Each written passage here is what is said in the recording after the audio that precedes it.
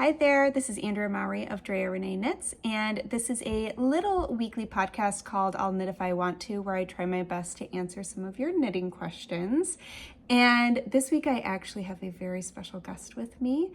All the way from Bellingham, Washington is one of my dear friends who's in town to go camping. We're actually about to leave, but we're sneaking in an episode just for you guys. So without further ado, it's Kate! It's Kate!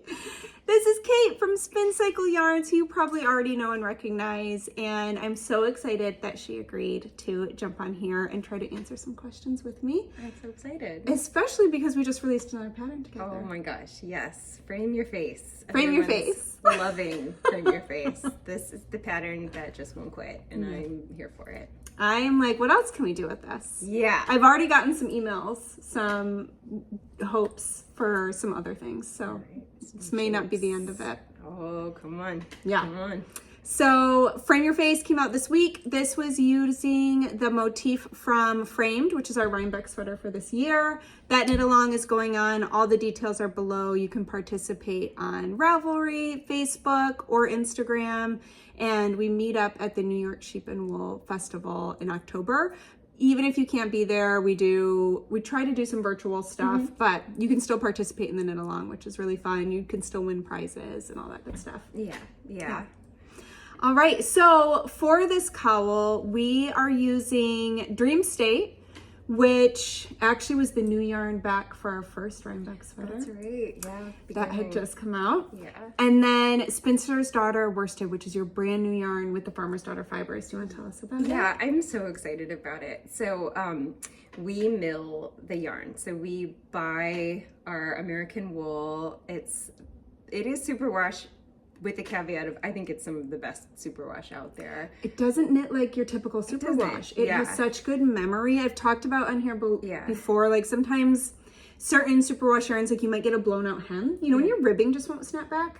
That doesn't happen with your yarn. Yeah, I just knit something in a tutu rib that the way that it sucks in, it's like unlike normal superwash, but anyway, it's such a nice bouncy fiber, and we just spin it all up white and then send it off to Farmer's Daughter, and they do their absolute color magic, and they are so good with color. Their palette, it's like everything is somehow grounded in, I don't know, that Montana vibe. Yes.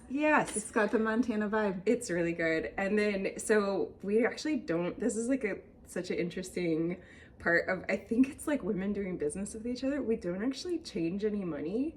We just move yarn around. So we send them, you know, for every 1,000 skeins we send them, they dye and label and package and send back 500 to us. Okay. And then we just share. Because you do that front-loaded work of actually going fiber to a finished spun yarn, and then they do the color work. Totally. So it's just a labor trade. Yeah. And we both love the value that we get. We both love each other's work. Farmer's Daughter is really excited to work with a bouncy 3-ply, because if you've tried a worsted 2-ply, it like every position of it is flat, you know, because it's always like two moving around, so it's always got this flat spot on it. But a 3-ply is always round. It's always round. That's why it's so good for stitch definition. Yeah. And you know, I know that from spinning and just from reading books that are like, oh, use a 2-ply for lace because it bounces against each other. It's why it opens and creates those great eyelets.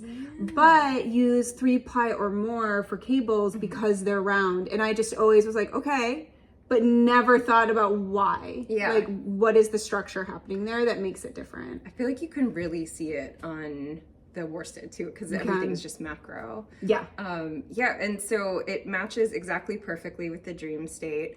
That being said, some of the dark colors, just the way that dyeing works, dark colors absorb more dye, and the skeins literally weigh more. One more reason that we sell by yardage, not weight, because it changes depending on literally the color, but the yardage will be spot on. That 200 yards or 150 yards depending on what yarn you're buying. It is really interesting. I feel like even so they still knit up at the same gauge, even because I used this is Amos, I think. but it is so plumpy. And in the skein, it looks super plumpy. It knits up so nice. Talk about your instant gratification. That's what we were just talking about yesterday. We were like, wow, knitting in worsted after tessellated last year. We were like, this is great. This is a breeze. This is just, and with color work, it's interesting. I have like a love-hate relationship with color work in worsted because if you don't have the right motif, it can look almost a little juvenile because the shapes can't be as refined. Right. And I feel like geometric can work really well. And then I do think it's really fun to see that like blown up proportion of a motif instead of like these little Puri guys that we did in like stone crop. Yeah, which are, there's so great, kind of one of each. Yeah. The squish on the worsted is amazing. And you did it in sport as well. I did, so and it worked out great. Yeah. And then it was also fun to see how the motif changed a little bit. You know, just like, again, refined it, really, I think is the word I can think of. Yeah. Should we answer some questions? Yes, let's. Okay. Oh, first, I'm obviously wearing Frame Your Face. That's what I'm wearing today in the yarns we chatted about. What are you wearing? I've got my tessellated cardie under overalls, which is a style choice that I feel confident about. I applaud it. I like that we're both wearing overalls too. I didn't notice till just now. Nice. It's our uniform. Toddler core for life. Yeah. So this was, I knit it in January. No, I didn't even knit this one. Tim Wagner knit this one. Oh, nice. Me. Yeah. So I don't remember what colors I did, unfortunately. But they look great. I know that Dyed in the Wool is Ghost Ranch. Hard to tell with all the other colors. Yeah, but that's what's so fun is it changes it. Yeah. Well, this first question is actually about spin cycle and colors. Oh, great. So, question number 1. Okay. I love how you highlight the color changing properties of spin cycle dyed in the wool yarn. I want to knit the shift cowl, but I'm having a difficult time choosing a color combination with the dyed in the wool colorways. They are all stunning, but the color variation within each skein is making me nervous. I want to make sure that I have enough contrast to make the pattern pop, but I want it to be cohesive. Do you have any advice on choosing colors? I love, like, when I get to work a show and someone wants to knit a shift, I love it so much because you get to put together. They're so much fun to put together, and you get to use 3 different colors. But I just want to say that Starlight Knitting Society in Portland, they've knit a night shift and a regular shift, both from exclusively one colorway, and that would be like their custom colorway. Yep. So you can do it with one color because there's enough variation that there's going to be interplay between the blips and the background.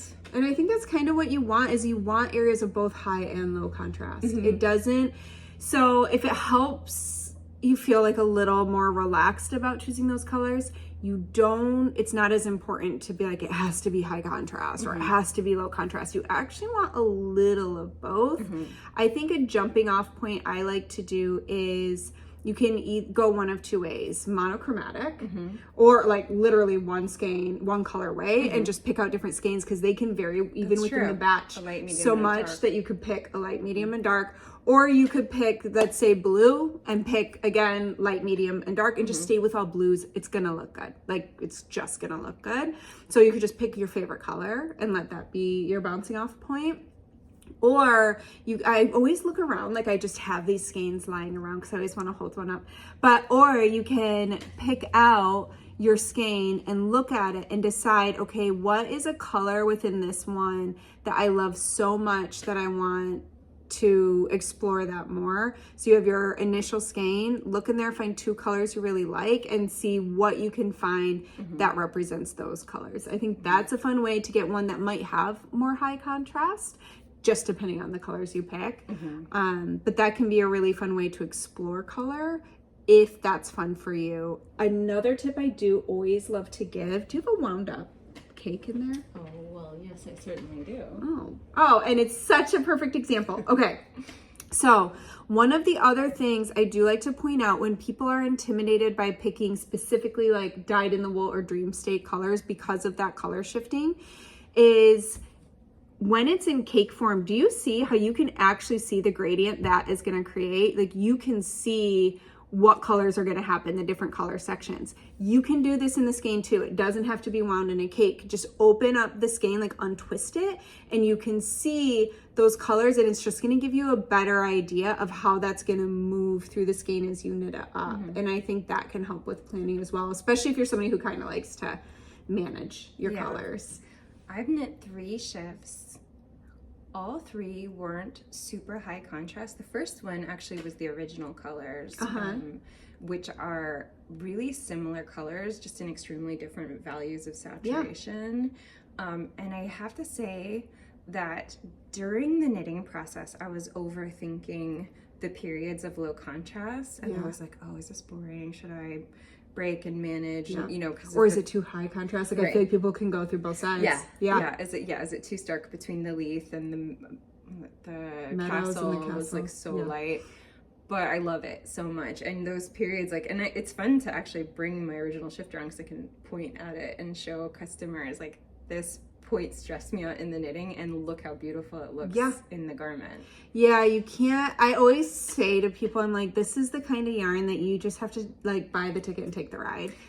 And I know not everyone agrees with me, including the other owner of Spin Cycle, who is not here today, who is gonna micromanage those colors. And that's fine. Like if that's what you want to do, that's totally fine.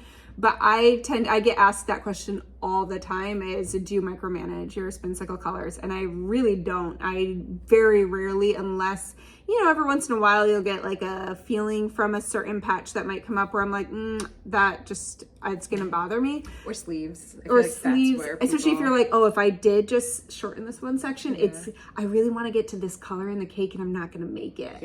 That is when I'll be like, I'm just gonna make this section a little shorter. But it's a precious yarn. I generally just want to use it all up.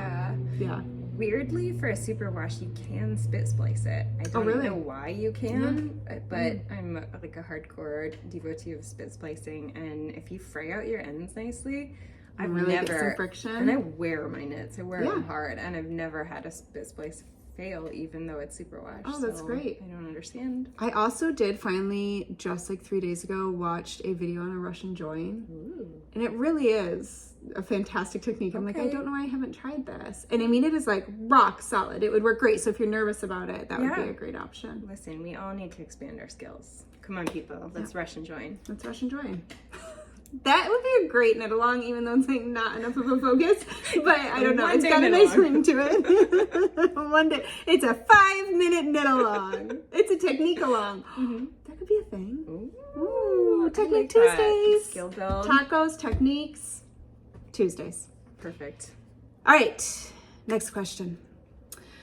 I made the Stria cardigan for the DRK March to May knit along this year, and I love it, except for one thing. There is a definite line in the pattern where I started the sleeves. So Stria is knit from the top down. You have to put the sleeves on hold, knit the body, go back and do the sleeves. The stitches look in pattern, but tighter. I was hoping the issue would block out or ease up with wear, but it hasn't. I think I followed the instructions, but maybe I missed a step or should have ended on a purl row or something. I have no intention of redoing the sleeves, but I love half-fisherman rib cardis. Do you have any advice to prevent this from happening next time? So I do think that half-fisherman rib is such a stretchy, kind of open fabric. It's not like stockinette. That what I think happened is one of two things. I think that the tension got affected from putting those stitches on hold while you knit the body, or your gauge changed when you went to go knit the sleeves. And that's super common. What is interesting to me is that it looks tighter. I think you're saying, let me look at that one more time. I wonder what they held their stitches on, if they did something really small, like one of the tubes, or if it was on needles or yarn. So it says the stitches look in pattern but tighter. So if I'm reading this correctly and your sleeve stitches are tighter, that's a most knitter problem. When we knit small circumference, for some reason we almost always get tighter than if we're knitting large circumference. So when you were knitting your yoke, your gauge was looser. So in a lot of my patterns, I actually recommend going up a needle size for sleeves because it is so common. And I realized that through publishing patterns and especially with testers. And I would actually ask like, how's your sleeve gauge? And I just started to realize between myself and all these other knitters I was meeting that most of us are gonna tighten up on our sleeves. So that would be my number one thing, is considering that you're tightening up on your sleeves. You could also do sleeves first, body second. Ooh. And my last thing I would recommend is taking care of how you're putting those sleeve stitches on hold. Generally, we use some waste yarn, a barber's cord, something like that to save them. I used to put mine on a spare needle, and I don't anymore because I find that it bounces open a bit and it starts to stretch those stitches that are being held, and that can cause that line.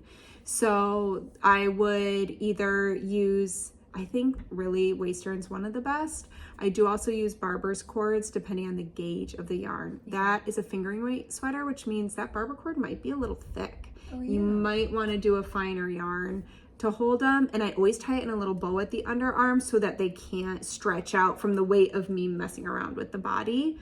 Yeah. I love your sleeve first idea. I mean, no sleeve No sleeve island. I think it's a great option for people who are like, and there's something about trying it on with the sleeves. So the thing about a yoke is it will never fit the same as it will fit when the sweater's done until you add sleeves, because they pull down so much on your yoke. So people will think the yoke doesn't quite sit right. They'll feel like the neck's a little too closed. Then you add the sleeves and it all just goes boop, right into place. So there's definite benefits, I think, to doing sleeves first. It's a real like eating your salad first kind of method. Yeah. Save the treat of that body for later. Yes, save your dessert. Finish with it. Any other thoughts on it? No, I love Stria. Actually, Rachel's knitting one right now. Yeah. She's been knitting it for a long time. Yeah. It's a labor of love. Beautiful. Yeah, that stitch pattern, I think it's knit on too. So it's like a little bit of a, but that and birch I wear all the time. There is something about I agree with like the half-fisherman rib cardis and sweaters. They're so classic. It's that classic stitch pattern and silhouette. So gorgeous. Mm-hmm. Okay. Third question. Oh, this is an interesting one that I thought would be fun for us to both answer. Okay. I have been working through your pattern library and loving your style. I would never have guessed that my style would be what it was until I started knitting your patterns and exploring this new look. I had questions about color. You released your Frame Your Face cowl today. Yay! I noticed your two versions seemed very different. The black and white was more unique of a coloring, and it looked so good on you, and your other version was more of your normal color scheme, in my opinion. I love how you bring a lot of different colors into all of your knitting projects, and I wondered this. Do you knit with color you like, or colors you think you look good in? I love some of the colors you and others use and often think I wouldn't look good in them, but I love them and almost don't care if they're right for me. Curious about your thoughts. I love your energy. I think I pick yarn for my projects quickly, and I often pick it just off of our sorting table of like what we're making today. I like no hesitation, first love? Yeah, because I like colors a lot. I would just have a personality where I don't really regret I don't ruminate over past color decisions very much. And I think if you pick out of like a love of color, you'll almost never go wrong.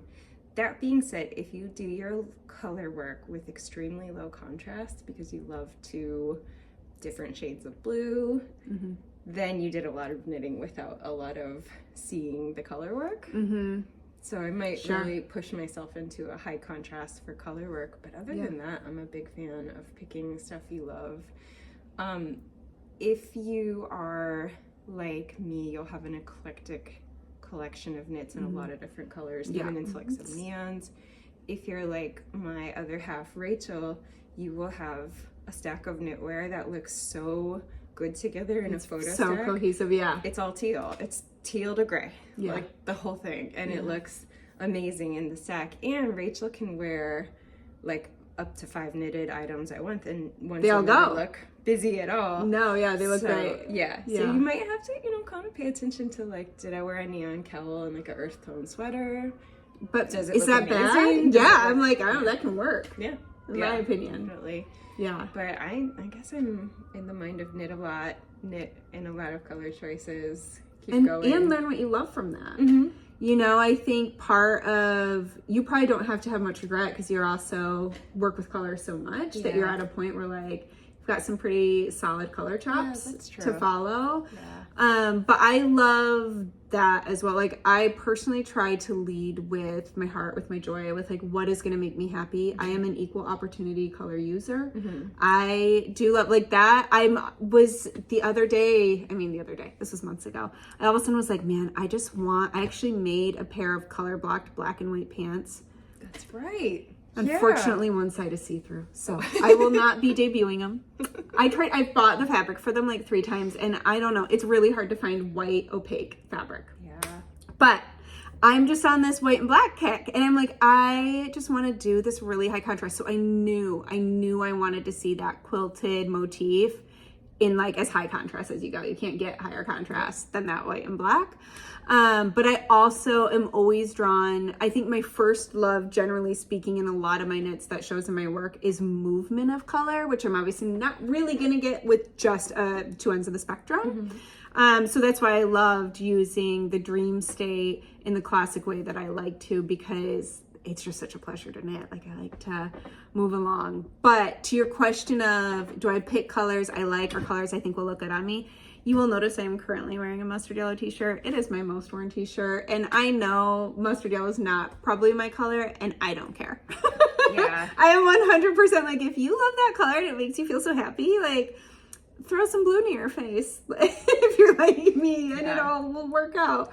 I would rather knit what just makes me feel so happy to look at and to handle. Like, I have learned one of my loves tends to be like a blushy pink, like a blushy rose color. And I cannot wear that. Does it just blend in? Oh, yeah, I'm just naked. It's just not. I have learned my lesson, so I will say, okay, I gave that color up. Yeah. I would maybe figure out a way to use that in color work. Like, I can still work it into things if I want to, but I have kind of realized, okay, don't buy another sweater's quantity of rose. Not for a solid color. Yeah, it's just not. Unless Shelly has another bare naked knit along. Oh yeah, there we go. Then that would work. I will say, when I'm selling yarn at either our shop or our store, it's kind of this color. I love that color. It's the most beautiful color. Everyone's attracted to it, and like, there's like certain people that go, look what this does to my face, look. And it happens enough that I'm like, someone's telling people that this does something to your face.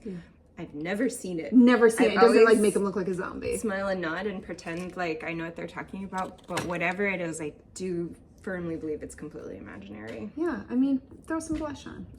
Yeah.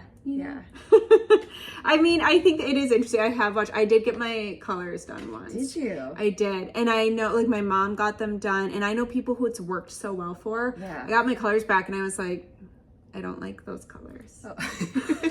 Which is interesting, because I feel like everyone else has the opposite experience, where they're like, and it was all my favorite colors, and it must be why I've always loved these. And I was like, no, those aren't the ones I want to wear. I'd love to ask the asker of this question, what do you admire in other people? Like, I saw this lady at Flock that was wearing hot pink head to toe everything, and she looked amazing. She looked so great, and she was so bold and so exciting, and her outfit and her accessories and everything was like hot and fierce and on fire and looked so great.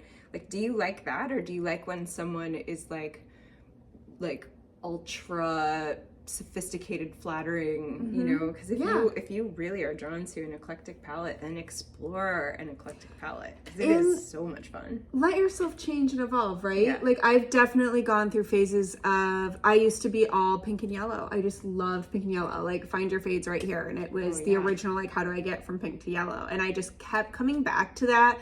I mean, for like 3 years, every time I would look at yarn, that's what I would buy. Yeah. And now I'm very much in a blue and orange. I've been in blue and orange for the past 3 years. Like, I go through these blocks, but I never try to box myself in. There are times when I wish I could, because I think it would make decision making a lot easier. Like, if you just know your jam, and you can just be like, strawberries for me, and that's it. That's all I want. Yeah. Then that would maybe make life easier. You become one of those capsule collection people where your suitcase is like this big because it's 4 things that you switch. Sounds nice, right? Instead, I'm like, I need this and this and this. Like, I have trouble making decisions because I do like all the things, but it's so fun to explore. Yeah.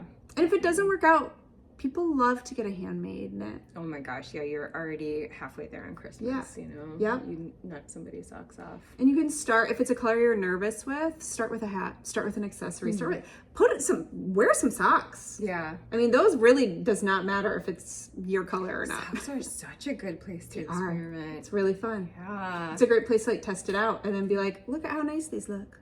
I'm going to knit a sweater. I think like one plug for frogging, something that you're not feeling. Yeah. Like it's, you can't get into that sunk cost fallacy about, oh, I already started it, so I better finish it. Because no. like, not if you're not going to wear if you it. know right here it's not for you, it's not going to get better. You know what you're going to do is you're either going to get into a knitting gap. What's the real word I want? Slump. You're going to enter into a knitting slump where you're not going to finish your projects. Yep. Or you're going to do what I do when I'm working on a new pattern. This is what like the beginning of the design process is for me so many times. Where like I'm in those early stages and something will be a little off. And I keep trying to pretend it's not because I really just want to be in the rhythm and like keep knitting. So I'll be listening to a book or whatever and I will just keep setting down my knitting and I'll realize like 3 minutes later that it's just been in my lap. Yeah. And I'll keep doing that. And I'm like, okay, it's time to tear it out. Yeah. You know, like something's not jiving and I need to stop trying to push through because I'm not going to be happy. Yeah. Like, I think that's the time to listen to it. But I also, we're just going to have this whole episode be on this one question. It's a great question. Really good. But one of my friends really has a hard time with picking colors and she also she knows what she likes when she hits it, you know? And so there's times where it's like, it can be so nice to be like easy breezy, like I'm just gonna follow my heart and I trust myself. But there's also something to be said, again, once you are actually knitting that project and you have invested money in that yarn, you do want it to feel good. You want it to be something you want to look at.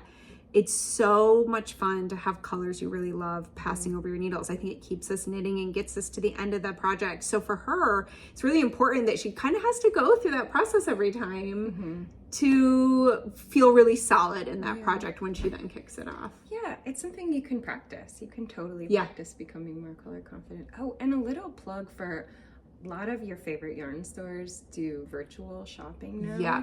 So if there's somebody whose color palette you often really like at our store, Micah. There's like 4 different people. Micah. Oh my gosh, plug Micah. Micah's like, oof. She gives me shivers with her colors. It's so good. And I've done a virtual with her. Yeah. And I'm just like, and her colors are different than mine. Totally. Which is really fun because she kind of helps me. I love to push the envelope. Like my happiest color moments are when I did kind of find something unexpected.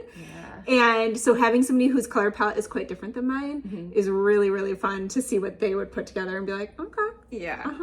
Like Micah is pairing bad egg with things. Bad egg is our neon yellow. I almost bought a skein yesterday. It's so good. I kind of want to go back and get one. I'm like, I should have grabbed it. A port fiber. Yeah. Your LS.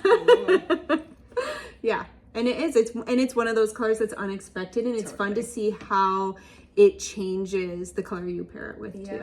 I mean, color exploration I could literally talk about for hours because I do think that it's this never-ending journey of what you realize too is there's like your safe bets, your things that are just going to be solid that you know are going to work out, and I think that's a really great place to start. And then you start realizing like, oh, when I hold this color with this color, it changes how this color looks. Color nirvana. Yes, because the colors, which I am no dyer, but I have enough dyer friends to hear y'all talk about how complex the recipes are. Oh yeah. So like the amount of colors that go in to just the blue, and like don't even get me started on your yarns because it's a whole new world. But it's like there's so many layers of color happening that depending on what you pair it with, it shifts it and changes it. And I think if we can go into it with a fun attitude of like, I just want to explore it, then it also kind of helps keep us in this like learning positive headspace instead of fear of like, what if it doesn't work? What if it looks bad? Because sometimes it might. It's okay. You unravel. Yep. You turn it into socks, you put them on your feet, and you stick it in your boot. It's another knit along. Stick it in your boot. Stick it in your boot. All right, we are gonna move on, but that was a fun one. Okay. Ooh.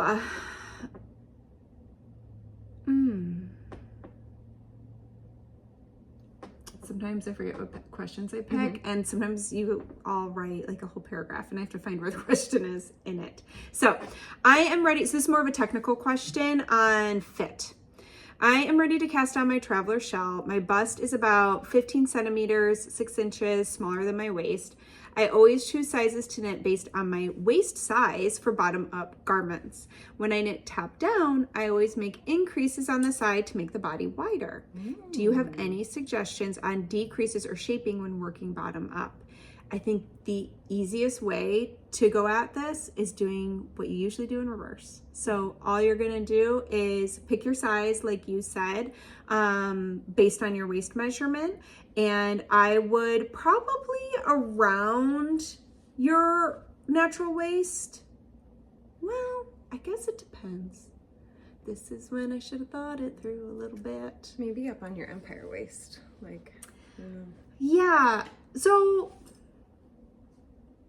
you said that when you knit top down, you make increases on the side to make the body wider. So I'm assuming you do that on the side of the body after you divide your yoke. So if where you have been placing those on your top down sweaters is working out well for you, I would place them in the same spots for this one. So I would look at one of your sweaters you've knit. You can even grab some locking stitch markers and find your increases and put those locking stitch markers where they are. Take a ruler and see like, okay, I'm making my, or maybe you take really good notes and you already know this, but maybe you all the way down increase every 2 inches. So on the traveler shell, you would just go ahead and decrease every 2 inches. And I would just space them out the same if you're really enjoying the fit that you've achieved in the other sweaters you've done. All you're doing is doing the method backwards because you're going from the opposite direction. But I definitely think for that stitch pattern, I would keep it to the sides. You can absolutely, when adding waist shaping to sweaters, you don't have to place them on the sides. We often do. You can place them in the front, you can place them in the back. If you ever look at dresses and sewn tops or dresses, you'll see that they have sometimes these stitch lines that are in those spots to create that shaping. So you can move those, but I think in the traveler shell, I would just keep it right there with that stitch pattern. And I would probably do it on the rows where you're in one of the knits. So it's a couple rows of knits, couple rows of purls that are facing out. I would do it in the knit rows. Just, I think they would hide really well. The other thing I wanted to say, just to help boost your confidence, is I wouldn't even worry too much about this needing to be perfect because it's an open cardigan. It doesn't close. There is some V-neck shaping in there in the bust area. And since it doesn't have to perfectly fit, it is a shell. So it's meant to be kind of comfy, cozy, slouchy. So I would just reverse what you usually do and I think it'll look good. Yeah, it's gonna be gorgeous. Yeah. All right. So let me jump into this one. We are going to finish with a very interesting spinning question. And I read this one and I have some ideas and I'm curious because you were a pro spinner, what you might think. So this knitter / spinner started and I thought finished my spin for the traveler shawl. I spun 2 4-ounce braids and 1 4-ounce bat as worsted spun singles. So at this point you are working with 12 ounces of fiber, which is quite a bit of fiber. I spun the singles using short forward draw and plied in a 3-ply combo spin. According to my reps per inch tool, I spun a sport weight. The yarn fits that groove and I get 12 wraps per inch. But I only got 316 yards out of 12 ounces, not the 850 required. I'm so confused. How could I have spun less than half of what you spun? What am I missing? Were the braids you used from the Fiber Club larger than 4 ounces? No, they were not. Please help. I'm in love with the yarn I made and really want to knit it into the traveler shawl. I wonder if she just spun extremely tight to compact it down. So, and that is one of my spinner friends actually showed us, she had done, I think it was just a typical 4-ounce braid, but her skein was like this little tiny skein. And we were like, where's all the fiber? She just really like, it was so tight and kind of compacted. Now it didn't feel like heavy, like rope necessarily. It didn't feel like super overspun, I guess I'm trying to say, but I think just the amount of fiber she was getting in there. I had a couple other thoughts that came to mind for me. One was, you said that your yarn fits in the groove and you get 12 reps per inch. How tight are you pulling your yarn? So the thing with these tools is they're so helpful, and I use them every time I label my yarn. But if you look up like getting your reps per inch on anything, it'll show you all these different examples of how one person might wrap quite tight, one person super loosey-goosey, and even in that groove you might pull it, and that's going to completely make the diameter stretch and get thinner than if you loosely lay it in there. So my first question would be, how did you try to get your reps per inch? There's tons of blog posts. Ply has a great article in one of their issues all about how to kind of use these tools. So you can find information on that. But there is a chance that your yarn is thicker than you thought. My other question is, how did you count your yardage? Ooh, good question. So the thing is, most of us, after we spin our yarn, we put it on a niddy noddy, and that niddy noddy is a certain amount of yards. There's different size niddy noddies. We got those gorgeous ones from Rhinebeck. Oh my gosh. Bosworth Spindles makes these amazing niddy noddies. Just gonna plug them because it's so beautiful. I wish I had it right here to show you. But anyways, so that niddy noddy, as I wrap my yarn, will create a 2-yard loop. But when I wash that yarn, it is not going to stay that same size. It might stretch out, it might bounce up. So that is not a perfect 2-yard loop anymore. You can't just count the loops and multiply it by 2 and say that's your yardage, because that's just not going to be accurate. So what I do is, and you also always want to measure after you wash your yarn. If you don't agree with any of this, I am please totally in agreement. Okay. Yes. So what I do is, after I wrap my yarn onto my niddy noddy, tie it off with at least 4 little guys like this. Here's some of my hand spun right here. And I do these little figure 8 guys. I'm gonna wash this. And then when it is completely dry, and I always, after I wash it, I let it soak for quite a while. Depending on the yarn and how I'm gonna finish it, I at the very minimum do a snap, where I just snap it open in a couple spots, and then I hang it to dry. Once it's completely dry, I will just lay this on the floor, and I will measure from one tie to the next on each side. And that just gives me 2 points. That's really easy to figure out how long it is. So let's say I have 32 inches on this side and 33 on there. Okay, I know I have 65 inches in my loop. I then go through and I count how many loops I have. I multiply it by the length. So let's say 65 inches. So let's say I have 300 loops. I multiply that by 65. That's going to give me a big number. It's going to be in the thousands. I then divide that by 36 inches for my yards. And that is going to tell me how many yards I have. I will put that in the notes because that was probably a lot. That's really good information. Yeah, I did wonder if she had blocked her skeins yet or not. Yeah, and just how you counted, like maybe you only had 316 loops in your skein, but that might be 732 yards if you have a 2-yard skein. So that's where I'm wondering if there's maybe just how you were trying to figure out your yardage was off. I do also have a handy little yardage counter that is in between my Swift and my ball winder, and you put it through there. Again, like the accuracy, there's always going to be room for error, but that is why I actually try. So I use this tool.